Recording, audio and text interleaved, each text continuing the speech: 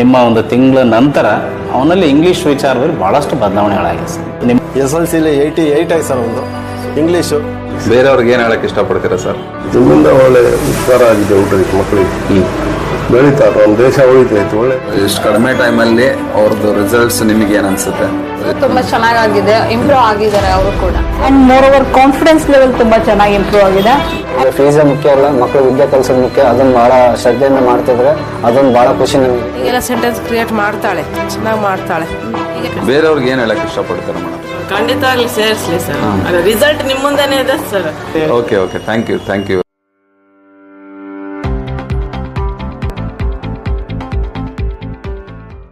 ನಾನು ಈ ಮುಂಚೆ ನಮ್ಮ ಮನೆಗೆ ಡೆಕ್ಕನ್ ಹೆರಾಲ್ಡ್ ಇಂಗ್ಲೀಷ್ ಪೇಪರ್ ಹಾಕ್ಸ್ತಾ ಇದ್ದೆ. ಓಕೆ. ಅದನ್ನ ಓದ್ತಾ ಇರಲಿಲ್ಲ, ಓದಿದ್ರು ಓದ್ತಾ ಇದ್ದ, ಬಟ್ ನಮಗೆ ಕನ್ನಡದಲ್ಲಿ ಏನು ಹೇಳ್ತಾ ಇರಲಿಲ್ಲ. ಬಟ್ ಈಗ ಪ್ರತಿ ಒಂದು ಸೆಂಟೆನ್ಸ್ ಅನ್ನು ಕೂಡ ನಮಗೆ ಅರ್ಥ ಹೇಳ್ತಾನೆ.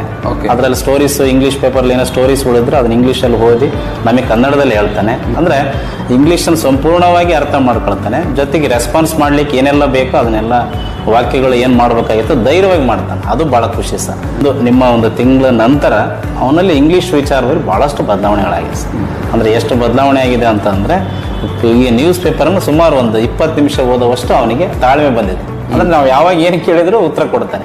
ಅದು ನಿಮ್ಮ ಕ್ಲಾಸಲ್ಲಿ ಏನು ಕಲ್ತಾನೋ ಅದನ್ನ ಅಕ್ಯುರೇಟ್ ನಮ್ಮ ಹತ್ರ ಉತ್ತರ ಹೇಳ್ತಾನೆ. ಸೊ ಆ ರೀತಿಯಾಗಿ ಬಹಳಷ್ಟು ಬದಲಾವಣೆ ಆಗಿದೆ ಸರ್. ನಾವು ಕೊಟ್ಟಿರೋ ಮನಿಗೆ ನಮಗೆ ಸಾಕಷ್ಟು ನೀವು ಕೊಟ್ಟಿದ್ದೀರಿ. ನಿಮಗೆ ಬೇರೆ ನಾವು ಥ್ಯಾಂಕ್ಸ್ ಅಂತ ಹೇಳಿದ್ರೆ ಸಾಲಲ್ಲ. ಅದು ನಮ್ಮ ಮಗನ ಮುಂದಿನ ಭವಿಷ್ಯಕ್ಕೆ ಈ 1 ತಿಂಗಳ ನದಿದಲ್ಲಿ ಬಹಳ ಅಮೂಲ್ಯವಾದ ಸಮಯ ಅಂತ, ಅದರಲ್ಲಿ ವಿಶೇಷ ಇಂಗ್ಲೀಷ್ ವಿಷಯಕ್ಕೆ ಮುಂದಿನ ಭವಿಷ್ಯಕ್ಕೆ ಬಹಳ ಅನುಕೂಲ ಆಗಿದೆ ಅಂತಕ್ಕಂಥದ್ದು ನನ್ನ ಅಭಿಪ್ರಾಯ.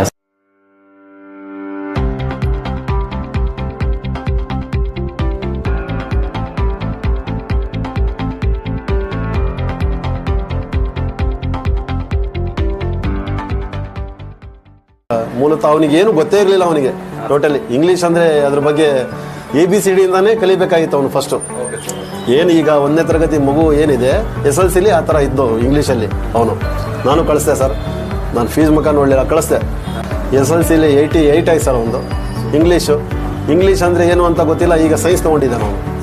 ತರಳಬಾಳಲು ಓದ್ತಿದ್ದಾನೆ. ಶ್ರೇಯಸ್ ಅಂತ ಹೆಸರು. 88 ಮಾಡಿದ್ದಾನೆ ಮತ್ತೆ ಫಸ್ಟ್ ಇಯರಲ್ಲಿ ಇಂಗ್ಲೀಷಲ್ಲಿ.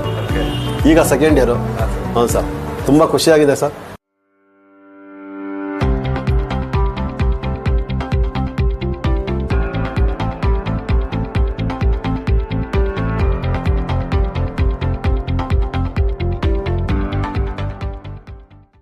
ಇಂಗ್ಲೀಷು ಓದಕ್ಕಲ್ಲ ಬರೆಯೋಕ್ಕೂ ಬರ್ತಿರ್ಲಿಲ್ಲ, ಓದಕ್ಕೂ ಬರ್ತಿರ್ಲಿಲ್ಲ. ಅದೇ ಗ್ರಾಮರ್ ಮಿಸ್ಟೇಕು, ಟೋಟಲಿ ಅವಳಿಗೆ ಏನು ಬರ್ತಿರ್ಲಿಲ್ಲ ಇಂಗ್ಲೀಷಲ್ಲಿ. ಹೇಳ್ಬೇಕಂದ್ರೆ ಒಂದು ಲೈನ್ ಕೊಟ್ರು ಆ ಒಂದು ಲೈನಲ್ಲಿ ಓದ್ತಿರ್ಲಿಲ್ಲ. ಏನು ಹೇಳ್ಕೊಡ್ಬೇಕಿತ್ತು, ಆಮೇಲೆ ಅದನ್ನ ರಿಪೀಟ್ ಮಾಡೋಳು ಅಷ್ಟೇ. ಫುಲ್ ವೀಕ್ ಇದ್ಲು ಇಂಗ್ಲೀಷಲ್ಲಿ. ಈಗ ಪರವಾಗಿಲ್ಲ ಸರ್, ಚೆನ್ನಾಗಿದೆ. ಅದ್ರಲ್ಲೂ ಕನ್ನಡ ಮೀಡಿಯಂ ಇರೋ ಹುಡುಗಿ, ಹಂಗಾಗಿ ಈಗ ಇಲ್ಲಿ ತಂದು ಹಾಕಿದ್ದು ಚೆನ್ನಾಗಿ ಓದ್ತಿದ್ದಾಳೆ ಸರ್. ಖುಷಿ ಇದೆ ಸರ್, ಪರವಾಗಿಲ್ಲ. ಚೆನ್ನಾಗಿ ಎಲ್ಲ ಪಿಕಪ್ ಮಾಡಿ ಚೆನ್ನಾಗಿ ಓದ್ತಿದ್ದಾಳೆ. ನನಗೂ ನಂಬಿಕೆ ಇರಲಿಲ್ಲ ನನ್ನ ಮಗಳು ಏನೋ ಓದ್ತಾಳೋ ಇಲ್ಲೋ ಅಂತ ಅನ್ಕೊಂಡಿದ್ದೆ. ಪರವಾಗಿಲ್ಲ, ಇಲ್ಲಿ ಬಂದು ಚೆನ್ನಾಗಿ ಇಂಪ್ರೂವ್ ಆಗಿದ್ದಾಳೆ ಸರ್. ಅದರಲ್ಲೇನಿದೆ ಅಲ್ಲ.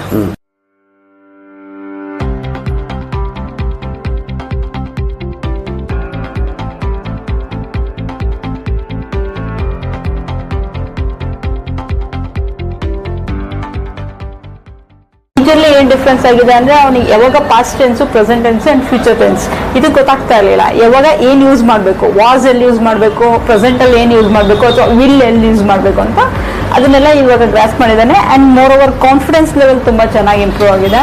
ಸೊ ಅದು ನಂಗೆ ತುಂಬಾ ಖುಷಿ ಆಗ್ತಿದೆ.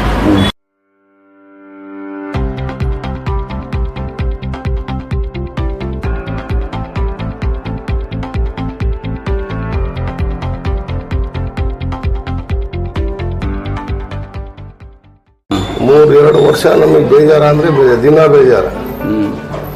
ಏನು ಓದ್ತಾನಪ್ಪ, ಸರಿಯಾಗಿ ಬರೆಯೋಲ್ಲ, ಹ್ಯಾಂಡ್ ರೈಟಿಂಗ್ ಇಲ್ಲ, ಇಷ್ಟೊಂದು ದುಡ್ಡು ಕಟ್ತೀಗ ಕ್ಲೀನಾಗಿ ಇಂಗ್ಲೀಷ್ ಮಾತಾಡ್ತಾನೆ.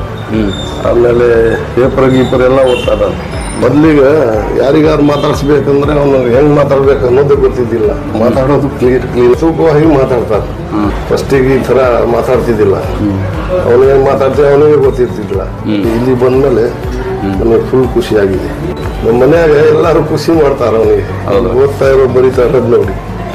ನಿಮ್ಮಿಂದ ಒಳ್ಳೆ ಉಪಕಾರ ಆಗಿದೆ ಊಟಕ್ಕೆ ಮಕ್ಕಳಿಗೆ. ಬೆಳೀತಾರೆ, ನಮ್ಮ ದೇಶ ಉಳಿತೈತಿ, ಒಳ್ಳೇದಾಕೈತಿ.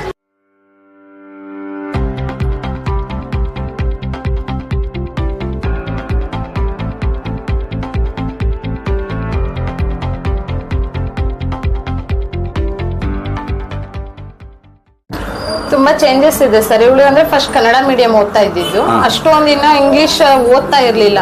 ಏನೋ ಸ್ವಲ್ಪ ಈಸಿ ಇರೋ ಮಾತ್ರ ಓದ್ತಾ ಇರ್ಲಿ, ಪರವಾಗಿಲ್ಲ ಎಲ್ಲ ಓದ್ತಾಳೆ, ಸೆಂಟೆನ್ಸ್ ಮಾಡ್ತಾಳೆ, ಕಾನ್ಫಿಡೆಂಟ್ ಆಗಿದ್ದಾಳೆ ಸರ್ ಅವಳು. ಸೊ ಇಷ್ಟು ಕಡಿಮೆ ಟೈಮಲ್ಲಿ ಅವ್ರದ್ದು ರಿಸಲ್ಟ್ಸ್ ನಿಮಗೆ ಏನ್ ಅನ್ಸುತ್ತೆ?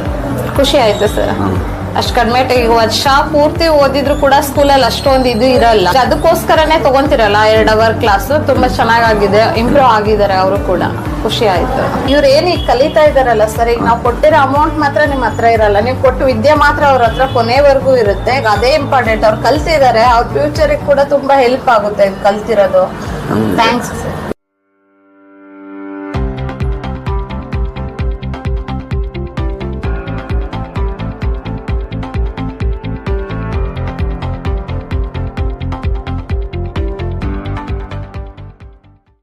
ಇಂಗ್ಲೀಷಲ್ಲಿ ಸ್ವಲ್ಪ ವೀಕ್ ಇದ್ದ, ಅಂದ್ರೆ ನಾವು ಏನು ಹೇಳ್ಕೊಟ್ರು ಬೇಗ ತಲೆಗೆ ಹತ್ತಿರ್ಲಿಲ್ಲ.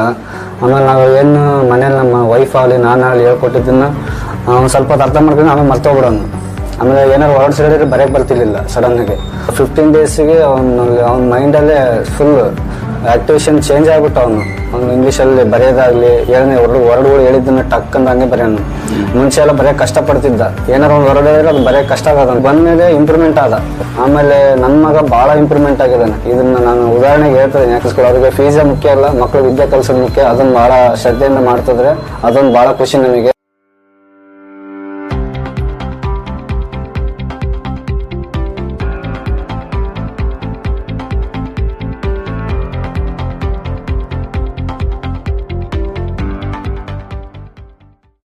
ಇವಾಗ ಎಲ್ಲಿಂದ ಆಕ್ಚುಲ್ ಆಗಿ ಬಂದು ಸೇರಿಸಿರೋದು ಮೇಡಮ್? ಸರ್ ನಾವು ಹಾಸ್ಪಿಟಲ್ ಇದ್ದೆ ಸರ್. ತುಂಬಾ ಸರ್ಚ್ ಮಾಡಿದ್ಮೇಲೆ ನಿಮ್ದು ಅಕಾಡೆಮಿ ಸಿಕ್ತು. ಸೊ ಹಾಸ್ಪಿಟಲ್ ಇಲ್ಲಿ ಬಂದಿದ್ದೀನಿ ಸರ್. ಅಲ್ಲ, ಏನ್ ತೊಂದರೆ ಆಗ್ತಾ ಇತ್ತು ನಿಮ್ಮ ಮಗನಿಗೆ? ಏನ್ ಗೊತ್ತಿರ್ಲಿಲ್ಲ, ಇಲ್ಲಿಗೆ ಬಂದ್ಮೇಲೆ ಏನ್ ಬಂದ್ವಿ? ಅವನ ಪ್ರಾಬ್ಲಮ್ ಏನಿತ್ತಂದ್ರೆ ಅರ್ಥ ಮಾಡ್ಕೊಳ್ತಿದ್ದಿಲ್ಲ.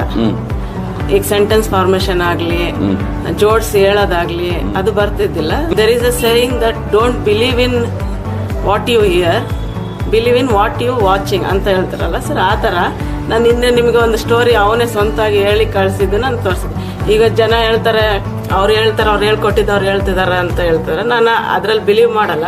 ಸೊ ಅವನೇ ಒಂದು ಸ್ವಂತ ಸ್ಟೋರಿ ಹೇಳಿ ಸೊ ಜನಕ್ಕೆ ತೋರ್ಸೋಣ ಅಂತೇಳಿ. ಸೊ ಅದು ವಿಡಿಯೋ ಸ್ವಲ್ಪ ತೋರಿಸಿ ಸರ್ ಹುಡುಗರಿಗೆ, ಎಂಕರೇಜ್ಮೆಂಟ್ ಆಗುತ್ತೆ. ಸೊ ನಾನು ಹೆಚ್ಚು ಮಾತಾಡೋದಿಲ್ಲ ಸರ್, ನೋಡ್ಲಿ ಜನ ಅಷ್ಟೇ. ಅವ್ನ್ ಚೇಂಜಸ್ ಸರ್, ಅವ್ನು ಸೆಂಟೆನ್ಸ್ ಫಾರ್ಮೇಶನ್ ಅವನೇ ಸ್ವಂತ ಮಾಡ್ತಿದ್ದಾನೆ.